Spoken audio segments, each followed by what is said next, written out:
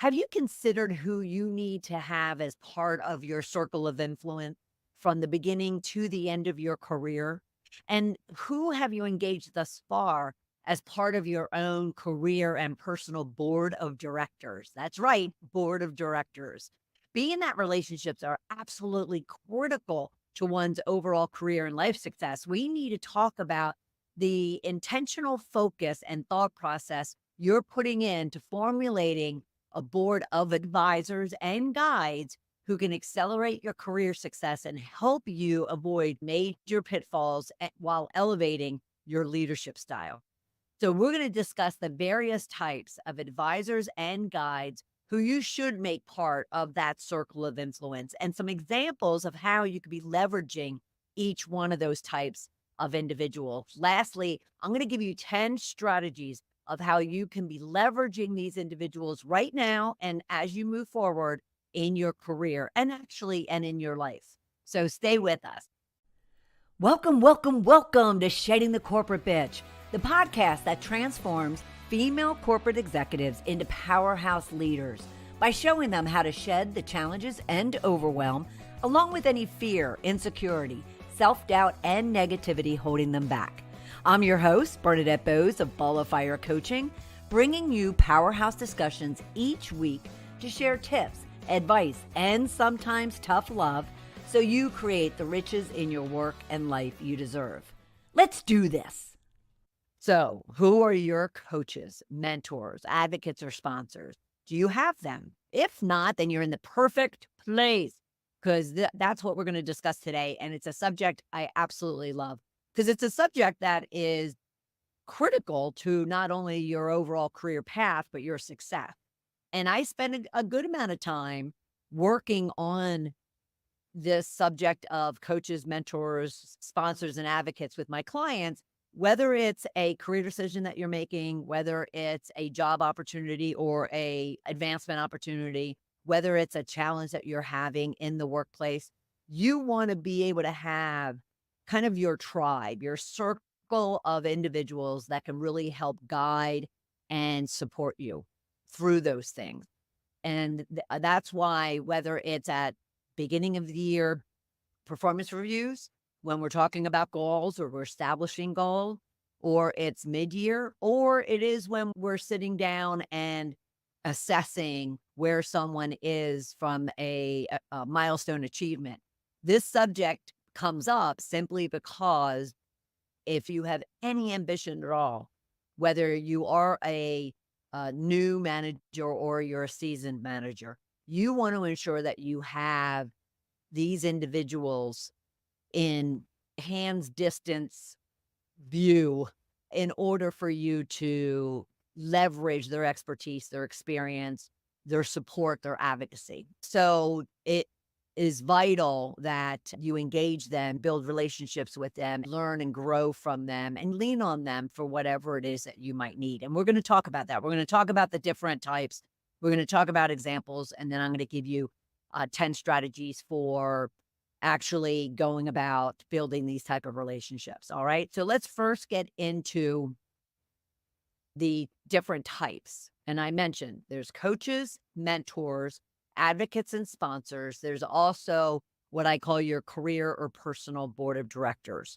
So let's look at coaches. Now, coaches can be professional coaches like myself, or they could be someone within your company, in a prior company, whatever the case might be. These individuals are really focused on your performance, short-term goals as well as long-term, but their focus is going to be short-term. Their focus is going to be, okay, so in 3 to 5 years, you want to get to X, but yet we want to break that down and look at the next 3 months, 6 months, and a year and establish goals and action plans around that in order for you to achieve those short-term goals. One key element of that coaches provide is accountability to that. What are you doing? What are you not doing? Why are you doing it or why are you not doing it? How's it going? What are the challenges? What are the opportunities? So forth and so on. They also will work with you on specific skills. So say there's communication skills or there's relationship building skills. There's conflict resolution. issues that you might be having or opportunities that you might just need the skill to be enhanced. Your coaches can help you with that. They could be very structured, following a prescribed methodology that they use, or they could be more tailored, more custom, meeting you where you are at any given point in time. I happen to be that latter type where, based on where you are and what you're working on at right now and how it ties to your short and long-term goals, is how I will then provide resources, support, guidance, coaching for you. All right. Depending upon your style, will depend upon what you want and what you should be looking for in a coach. Again, informal coach or a formal professional coach. The next one would be a mentor. And the difference, because a lot of people confuse coaches and mentors, the difference between that and what mentors really focus on is more so providing you guidance and advice and support based on their own experience. Now, of course, coaches will do that as well. They'll use a lot of their experience as well, but they're also using a lot of their education around coaching and their, maybe their credentials around coaching. Mentors are primarily using their own experience, their own understanding, especially depending upon where they are in the corporate ladder.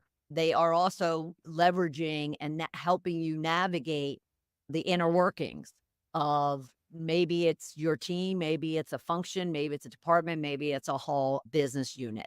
But your mentors are there to leverage their experience and their expertise to guide you, help you with decision making, navigate challenges and work through issues, both people and processes and practices. So those are where you want mentors, especially within your close sphere, that you can lean on a day in, day out basis. Now, that said, the structure of a mentor relationship is ad hoc. It is as you need them. It's not, unless you establish it, which it could be, it's not structured like we're going to meet every week or every couple of weeks. Mentors are more based on what your needs are at any given point in time. It could also be where it's not as frequent as a coach, professional or informal. It could be once a quarter, or it could be every couple months. I would always recommend once a quarter. Every 6 months is just way too long for you to build that relationship with a mentor to where, they can then turn into an advocate or a sponsor. And the actual engagement or the structure of a mentoring relationship is, one, I advocate that you, as the mentoree, you take the initiative to build that relationship, to seek their mentoring, to then engage them versus them coming to you. Not to say that they won't come to you, but I always think that a mentoree should really be doing the heavy lifting, so to speak, because it's all about your career and it's all about maybe the opportunities or the challenges that you're having. So be sure that when you go to initiate a mentoring relationship, it's, you're initiating that. You're not expecting someone to tap you on the shoulder. Now, some companies do have mentoring programs. And, the other thing I would suggest is, if your company has one, you should be raising your hand to either be the mentoree or the mentor. And depending upon where you are in your career, you should definitely be positioning yourself as a mentor. But you may also need to be the mentoree to have a mentor to support your career goals. Now there's advocates. Advocates are those who are usually someone within your organization who actively support your work. So they know kind of the work that you're doing, the role that you have, the accomplishments that you've achieved, the challenges that they know, and they're tracking and keeping track of basically how your career and how that particular role you're in right now is going. And they want to help influence you progressing and advancing in your career. So an advocate is going to be in a room, let's say, and they're going to be raising up your accomplishments. Say there is a calibration of your, the team's performance, which means HR and maybe a leadership team of a business gets in a room and they're going through kind of the people structure, and they're going through people's reviews, and they're going through succession planning. So they're sitting there and they're having discussions about individuals. And so an advocate is going to do just that. They're going to raise up your accomplishments, raise up the challenges that you've had, but how you've overcome them, raised up where they feel that you would, be a good fit for. So they're kind of having this conversation, or that they're having this relationship with other people in your benefit. They're also going to seek out, when there are opportunities, where they might be able to fit you in.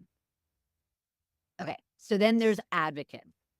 Advocates are those individuals within your organization who really know your work, know your performance, know your behavior, know your leadership style, understand your accomplishments and even the challenges that you've had.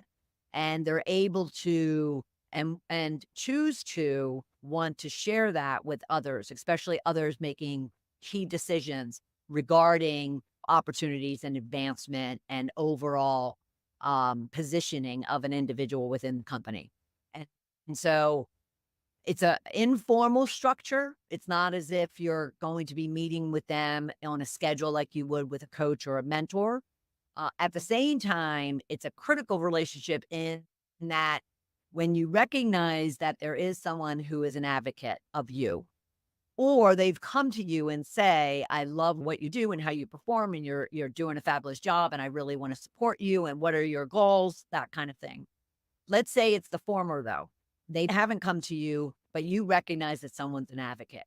Well, then you can certainly build that relationship to the point where you share with them on a regular basis. I'll call it regular, but you share with them your accomplishments, your challenges. You go seek them for either decisions you're contemplating. You could be seeking some advice for them and some mentoring, but you are keeping them informed as far as your own accomplishment and your own progress within your role. And then they are leveraging that to help get you progressed and advanced within the organization. So they're very important for you to seek out. Pay attention to those individuals that compliment you in front of other people, that look for opportunities for you and suggest them, or downright tell you you should be going after this opportunity. Advocates are key. So then there's sponsors, very similar to advocates. At the same time, these are really influential people. These are the top decision makers of a company that also are in touch with and in tune with your performance, your contribution, the value you bring to the company, the opportunities they see for you. And they are wanting to really secure opportunities for you, get you advanced, get you that next big project or that next initiative that will give you the visibility and the opportunity and the stretching of your goal that they want from you and need from you. All right. So sponsors are directly invested in your career because they also see the value you bring to them. So say you are what I'll call a massive producer, a revenue generator, and just an overall huge contributor, and you are helping that individual even getting advanced. Well, they have an investment in you now, and they want to see you advance as well and you be successful as well, and they'll pull you along. Okay. So those are sponsors. Now, board of directors are a combination of all of these individuals, but they're also individuals that you intentionally identify that you want to know are there for you if you do have a decision to make, a challenge to work through, an opportunity to consider, or just overall get some advice and some guidance from them. And they're both personal and professional individuals. So they're not necessarily just the people in your organization. They could be in your community, in your social circle, and you just recognize that you really trust and respect and regard this individual with high esteem. And therefore, when something does come up that you need support on, you can lean on them.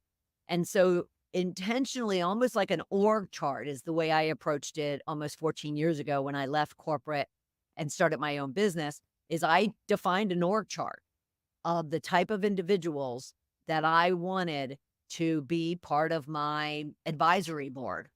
And that way I had individuals from all backgrounds, all cultures, all demographics, all levels of the hierarchy, all corporate and entrepreneurial, even just family members.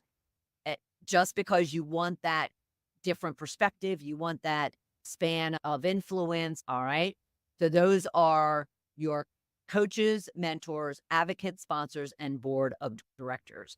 Now, let me walk you through, just so you're clear on it, some examples of how you would use them, each one of them, beyond what we've already talked about. So a coach, say you're struggling as a leader, say been promoted, you were an individual contributor before, now you're managing people, but you've never managed people before, and you're just overwhelmed. They say, and I say, people are your number one asset. You make the people happy, they'll be happy, you'll be happy, everyone will be happy. And yet you really aren't experienced in that, or you're having challenges in building a relationship, building trust with team members. So that's where you could go to a coach, tell them your short and long-term goals. I want to be a powerhouse leader, a people leader. And these are the challenges I'm having. These are opportunities I see. And then they can help guide and coach you through that. Coaches in the past have had, especially formal, professional, paid coaches, have had a bad rap in the past within companies because the employees saw it as, well, they must be a troubled child if someone is getting them a coach. Well, that is no longer the case. It wasn't even the case then. Coaches are valuable tools to be using in your career, whether you hire them yourself or the company hires them for you. They will help you accomplish those short-term goals, which will lead to your long-term goals. So those are coaches. And that's an example of how to leverage a coach. Now, from a mentoring perspective, say you have challenges with socialization, maybe even public speaking, and you're just not polished when it comes to mingling and small talk, let alone getting up in front of the individuals.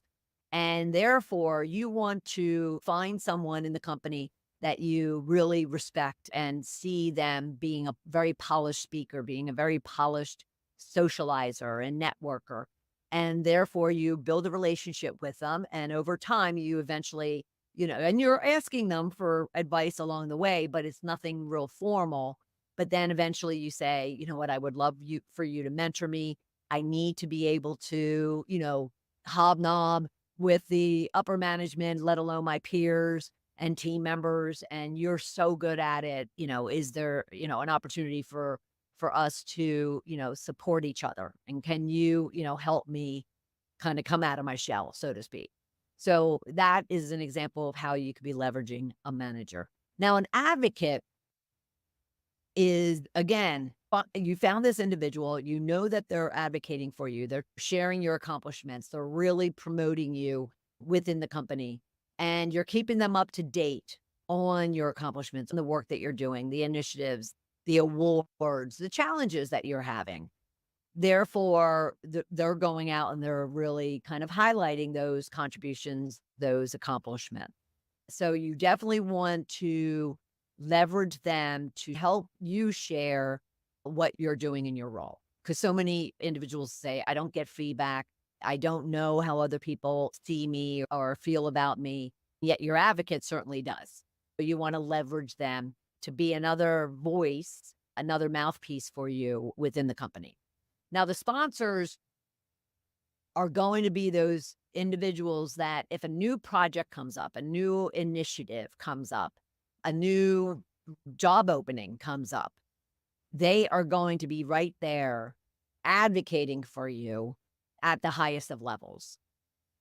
And so the sponsor has a blend of advocacy because that's what they're doing. They are pushing you for that next opportunity and getting that visibility and that positioning for you. And so again, like an advocate, you really want to keep them informed. You may not know who these sponsors are. Now, if you're good and you are building relationships and networking the way you should be, you would know that someone is an advocate slash they are behind closed doors sharing and really pushing and helping you be tagged for that next opportunity. So that's why you definitely want to build that relationship and keep them informed and updated with all the good, bad, and the ugly, and become a PR source of yourself to other people. And they'll do the same thing. Okay. So that's your sponsor. And for the board of advisors, it's really because it's a combination of all of them, personal and professional relationships and connections that you trust and know that they'll keep your confidence. And so those are just, you have a situation, good, bad, or ugly, and you say, okay, wait, this individual, let's say it's a family member. I have a couple of family members that I lean on when I'm dealing with both business or personal stuff. And they're not even in anywhere near the same type of business that I do, but yet their guidance and their advice over the years just proves that I can always lean on them. And so use your board of directors for critical decisions that you have to make, opportunities that you're trying to consider, challenges that you're having, so forth and so on. All right.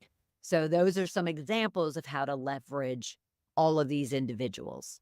All right. Now that you understand the 5 different types of individuals you should be having in your board of directors or your circle of influence, and you now have some examples of how you could be leveraging them, let's talk about 10 strategies you could be taking right now in order to either bring on these types of advisors, guide, support systems into your world, or enhance the relationships you might have already established.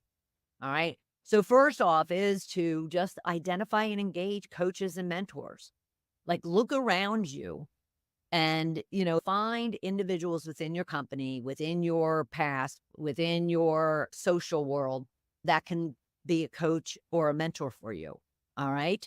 Mentors are, I'll say this, that I prefer you to find a mentor within your organization because they'll know specific challenges that you're having. You could have mentors outside of that for sure, but certainly look for a mentor within your organization, not necessarily within your team or function or business, but at least under the umbrella.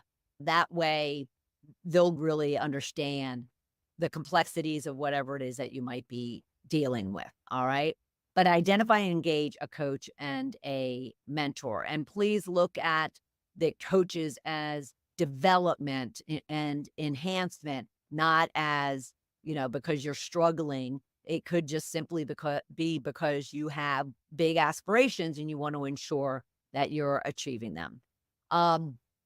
Number 2 would be definitely cultivate those advocates. Make sure that you're paying attention. And this takes a little bit of, I'll call it ego, I guess, because a lot of individuals that I work with, they dismiss when someone compliments them or when someone highlights them in front of other people. They kind of dismiss it. They actually oftentimes will apologize, oh, well, I had a good day type of thing. Well, you need to pay attention to that because that individual is most likely an advocate, and that's a relationship you want to foster. Okay. So cultivate those relationships. And the third one would be seek to secure those and on the back of that would be the third strategy would be make sure you are securing those sponsors. Again, you're paying attention, you build that relationship, you share updates, you bring up, opportunities that you see that you want their support and help with, but you're really looking to secure that you have a sponsor, especially at the highest level, because these are the individuals that are at the highest of levels, getting in rooms and having discussions regarding the future of the company. So you want to leverage that and secure those sponsors.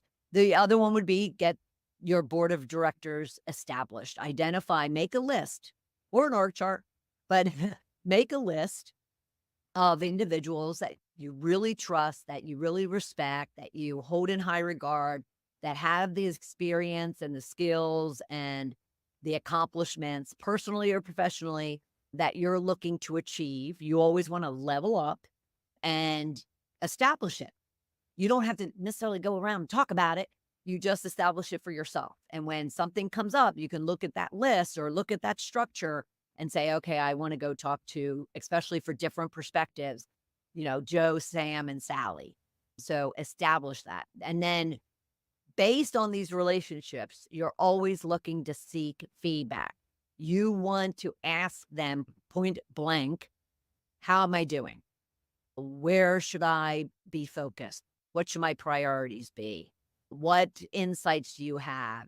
Whatever the case might be, you want to be not only giving them updates, but you want to be asking them for updates on you. Have you found an opportunity for me? Not that, but feedback on kind of how are you doing? How are you showing up? When you're in certain environments, like I had mentioned with the mentor and public speaking, you know, there's chances that if you're all of a sudden given opportunities, giving visibility, and you're in front of different audiences that you're not accustomed to, then you're going to want to ask for help and support and advice on how best to show up. But yeah, at the same time, after you do, you want to say, if they were there, say they were in the same room or on the same call, you want to say, okay, what's your feedback? What did you take away from that? Where can I improve? Where was I really strong? So forth and so on. But feedback is absolutely critical.